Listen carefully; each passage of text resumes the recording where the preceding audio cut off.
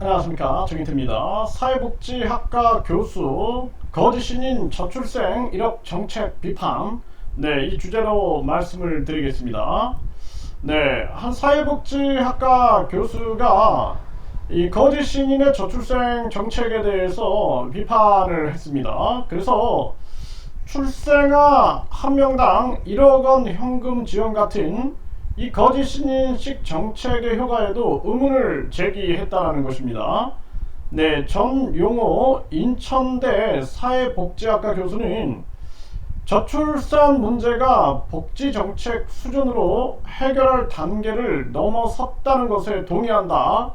그러면서 1명당 1억 원 정책은 인식 자체가 바람직하지 않고 재정적으로 지속 가능할지 의문이다. 이렇게 비판을 했습니다.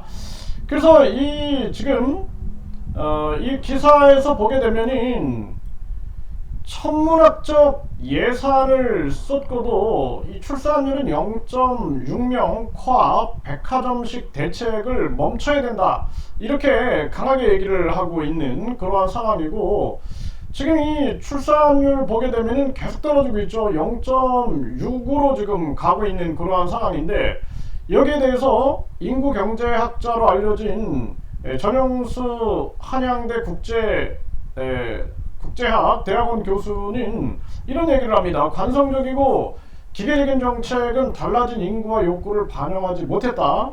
왜 결혼하지 않고 출산하지 않는가에 대한 근본적인 물음과 당사자의 속내를 철저하고 광범위하게 분석해야 한다, 이렇게 얘기를 했어요. 그리고 김진수 연세대 사회복지학과 교수도 정치권이 저출산 대책을 내놓는데 급급하고 정작 저출산 원인 규명에는 안일했다, 이렇게 본질적인 측면에 대한 비판을 한 것입니다. 그리고 이 정재훈 서울여대 사회복지학과 교수는 기존에 저출산 예산이라고 발표된 내용을 보면은 소프트웨어, 중심 대학 지원 사업 등 우리가 상식적으로 생각할 수 있는 임신, 출산, 돌봄과 관련 없는 그러한 목록이 많다라는 거예요. 우리나라는 난임 지원, 임신, 출산 비용 등도 저출산 예산으로 포함하지만 OECD에서는 오로지 아동 돌봄 지원 관련 투자를 가족 복지 지출로 간주한다는 것입니다. 그리고 전문가들은 출산 기피 원인을 하나로 규정할 수 없다. 경제, 사회, 문화, 복지, 교육, 성평등 문제 복잡하게 얽혀 있다라는 것입니다. 이런 부분들을 얘기하면서 이 거짓 신인의 1억 정책을 비판을 한 거죠. 제가 누누이 얘기해 왔던 그러한 내용입니다. 이거 이데일리에서 이렇게 보도를 했는데, 지금 정말 대한민국은 심각한 문제가 아닐 수가 없습니다. 이 특권 지배층은 과거 일제시대 때도 마찬가지였지만 나라가 망하게 되면은 또 어디에든 붙어가지고 자기들은 또 잘 먹고 잘 살 것입니다. 일제시대 때는 일본에게 붙고, 그리고 또 미군정시대가 되면은 또 미군정한테 붙고, 또 조선시대에는 그 세도 정치가들한테 붙고, 이렇게 그들은 연명해 가는 거죠. 기회주의자들인 거죠. 그런데 정작 국민들은 나라를 잃고 헤맬 수 있다는 것입니다. 그래서 지금 이 저출생 정책을 해결하기 위해서는 우리 사회 전체 문제에 대한 개조가 일어나야 된다, 제가 말씀을 드렸죠.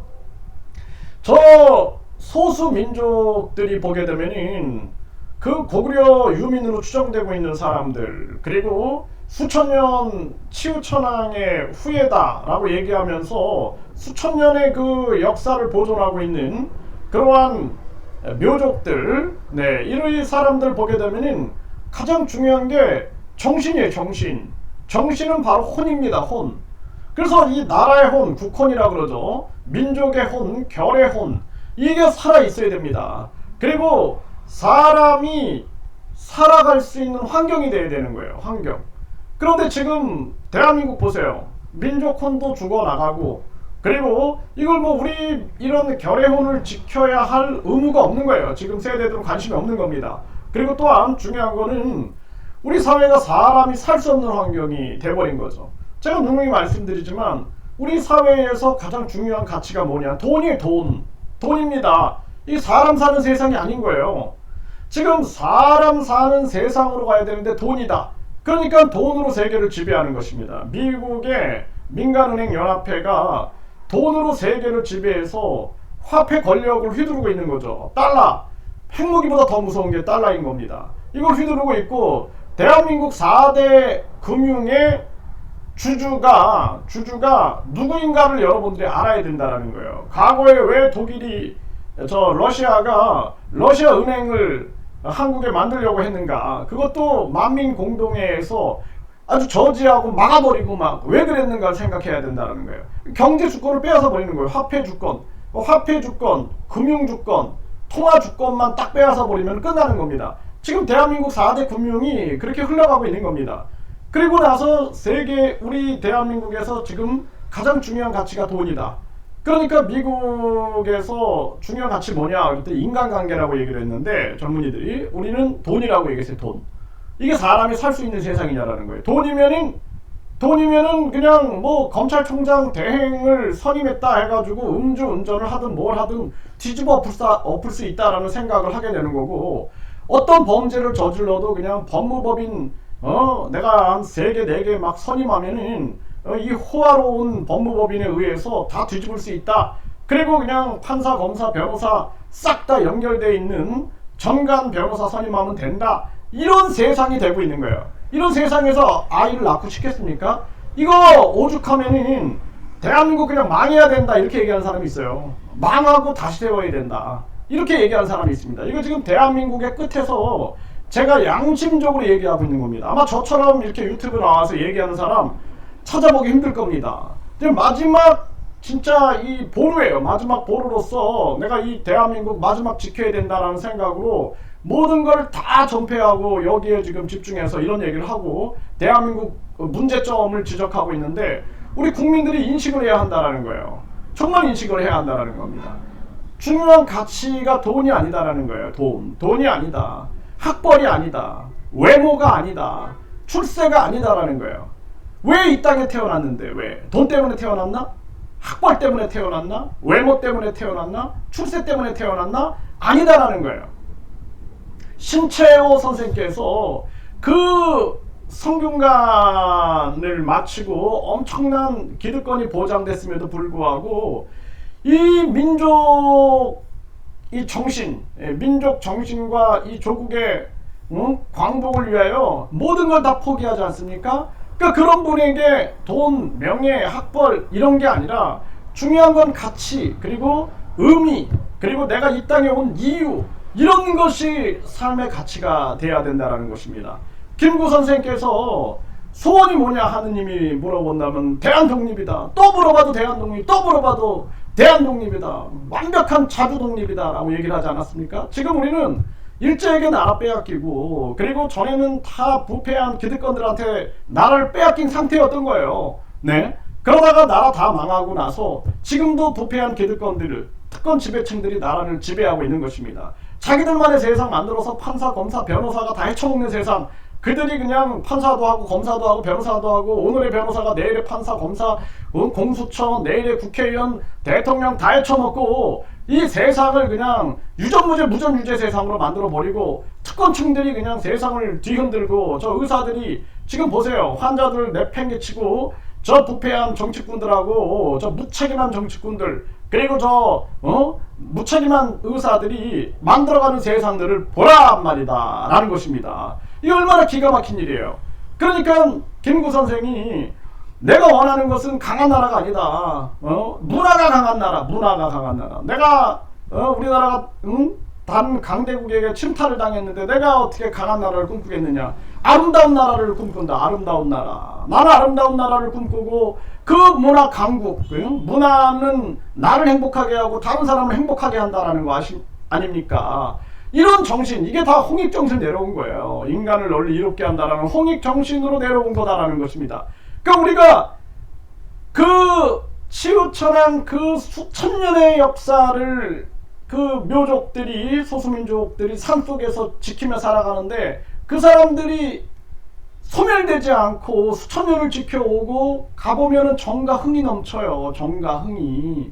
그러니까 이 저출산 문제는 인간이 인간답게 살 수 있게끔 만들어야 된다. 인간이 무슨 짐승입니까? 1루대, 2루대, 3루대, 지방대 딱 줄 세우게 해가지고 신분 계급 하층민이 지방대야. 하층민이 지방대. 학벌주의 시대. 이런 세상을 만들어 놓고 지방 다 소멸되고 지네들은 나라 망하면은 돈 싸들고 딴 나라 가가지고 미국이나 일본이나 뭐 러시아나 중국이나 북한이나 가가지고 잘 먹고 잘 살겠죠. 그런데 정작 국민들은 이제 유민이 되는 거예요. 유민. 고구려 유민, 백제 유민 이렇게 유민이 되고 결국에는 유민이 돼가지고 떠돌게 되는 거예요. 저 고려인들이나 조선족처럼 세계를 떠돌게 된다. 그런데 저 이스라엘 같은 경우에는 나라를 잃고 거의 이들이 2000년 가깝게 세계를 떠돌았어요. 떠돌았지만 디아스포라 그러면서 결국에는 자기들의 그 정신이 살아있기 때문에 자기들의 그 고토로 돌아가는 그 모습, 물론 지금 이스라엘이 막 전쟁 일으키고 막 이런 거 보면 아주 강력하게 내가 비판을 하고 있는데 그들의 그 정신만큼은 우리가 존중을 해야 한다는 것입니다. 지금 이거 대한민국 보세요. 이거 다 망가지고 있는 거예요. 거기에다가 저 거짓 신인 저자는 1억만 주면 대천사 넣어주겠다. 300만 원만 주면 천국 보내주겠다. 100만 원만 가지고 오면은 무슨 죄를 지더라도 내가 죄사함을 주겠다. 저런 자가 또 1억 가지고 또 떠들어대고 있는 거예요. 떠들어대고. 이게 대한민국의 현실입니다. 그러니까 이제는 이 교수들도 정신 차려야 돼요. 학벌주의 무너뜨려야 된다. 내가 계속 얘기하잖아요. 학벌주의 때문에 신분 계급이 생기는 거예요. 1등 국민, 2등 국민, 3등 국민, 지방 국민. 그러니까 지방은 다 소멸돼 버리는 거예요. 내 말이 틀리냐라는 거예요. 내가 이거 진짜 내 마지막 보루라고 생각하십시오. 정말 저마저도 이런 얘기 안 하면은 대한민국 미래가 없어요.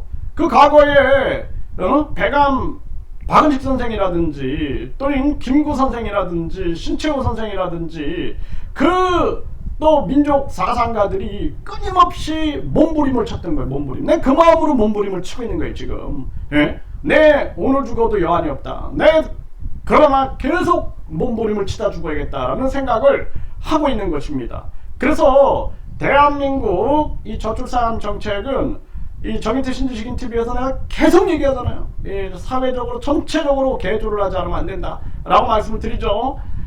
정말 심각한 겁니다. 1억 줘가지고 된다라는 이런 저급한 사고를 하면 안 된다. 그리고 이 거짓 신인 같은 경우에는 그 김호중 씨 양심 고백했죠. 네, 이제 양심 고백했는데 그것도 심판을 받아야 되는데 이 거짓 신인도 이제는 양심 선언하고 제대로 심판을 받아야 된다. 저는 그렇게 말씀드립니다.